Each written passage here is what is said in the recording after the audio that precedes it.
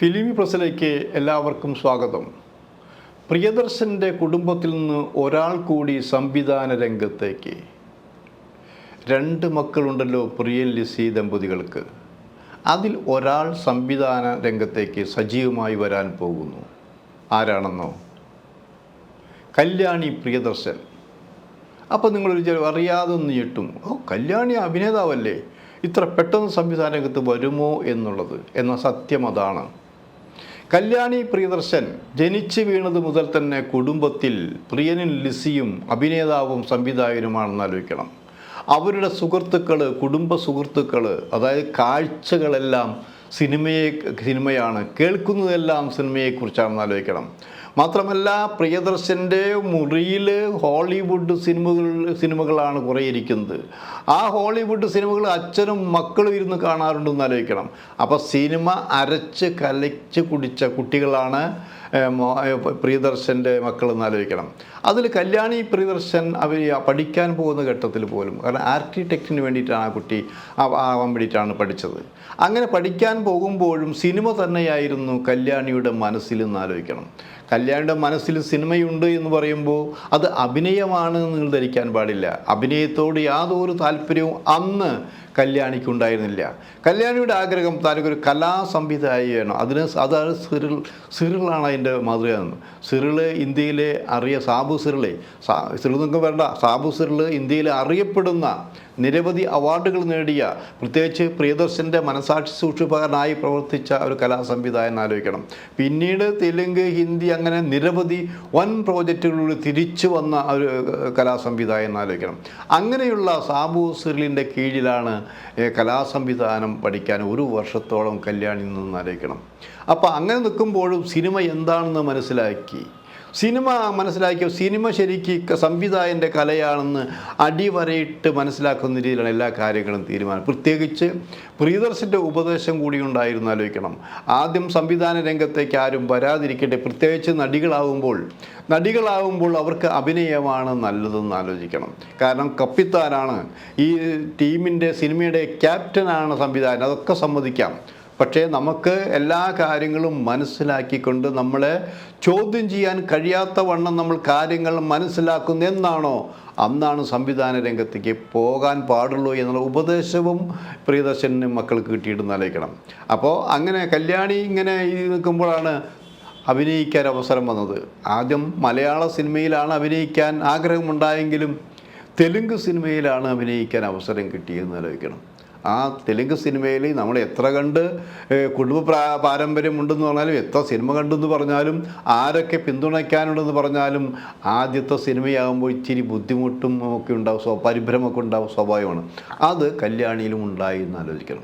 അങ്ങനെ തെലുങ്കിൽ ഹിറ്റായ സിനിമയിലെ നായികയായി.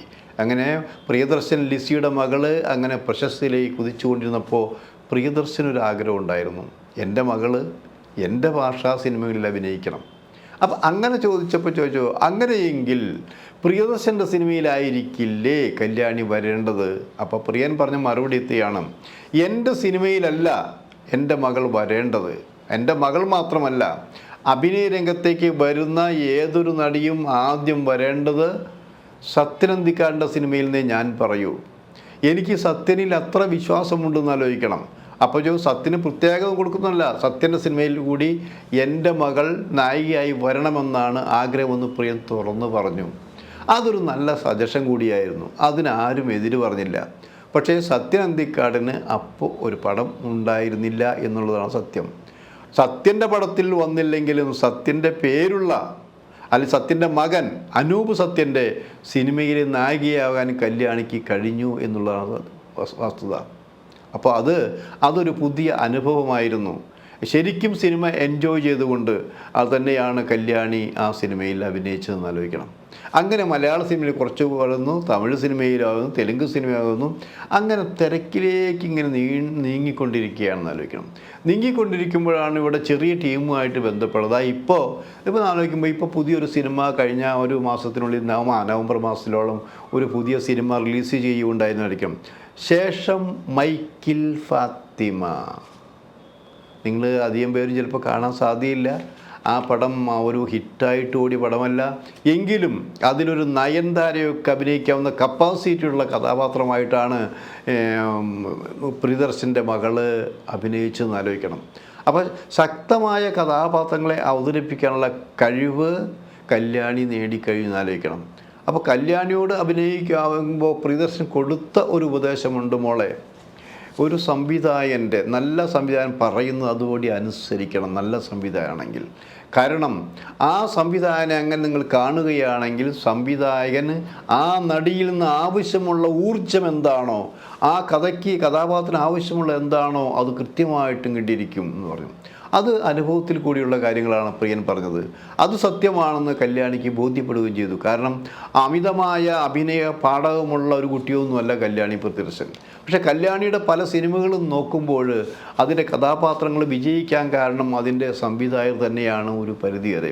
ഇതെല്ലാം മനസ്സിൽ വെച്ചുകൊണ്ട് തന്നെയാണ് കല്യാണി സിനിമയിൽ അഭിനയിച്ചു കൊണ്ടിരിക്കുന്നത് ആലോചിക്കണം. ഇപ്പോൾ ഒരു സിനിമ, മലയാളത്തിലൊരു സിനിമ പൂർത്തിയാക്കി കഴിഞ്ഞു പറഞ്ഞു, വർഷങ്ങൾക്ക് ശേഷം എന്നുള്ളൊരു സിനിമ പൂർത്തിയാക്കി കഴിഞ്ഞു. അതിൽ മോഹൻലാലിൻ്റെ മകനുണ്ട്, മറ്റേ നമ്മുടെ ശ്രീനിവാസൻ്റെ മക്കളുണ്ട്, അങ്ങനെ പഴയ ടീമിൻ്റെ എല്ലാവരും വന്നു ചേർന്നിട്ടുണ്ട്.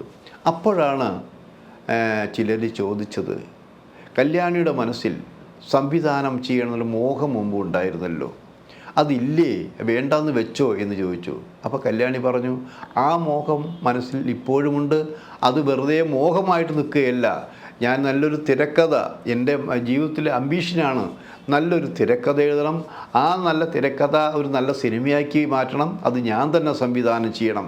ഒരേ ഒരു സിനിമ മാത്രമേ എനിക്ക് ചെയ്യണമെന്ന് ആഗ്രഹമുള്ളൂ. കാരണം ആ സിനിമ എന്നും നമ്മുടെ പ്രേക്ഷകർ ഓർക്കുന്ന സിനിമയായിരിക്കണം. അതായത് a film by Kalyani Priyadarshan എന്ന് എഴുതുമ്പോൾ അത് മലയാള സിനിമയുടെ ചരിത്രത്തിൻ്റെ ഭാഗമാകണമെന്നൊരാഗ്രഹം കൂടിയുണ്ട്.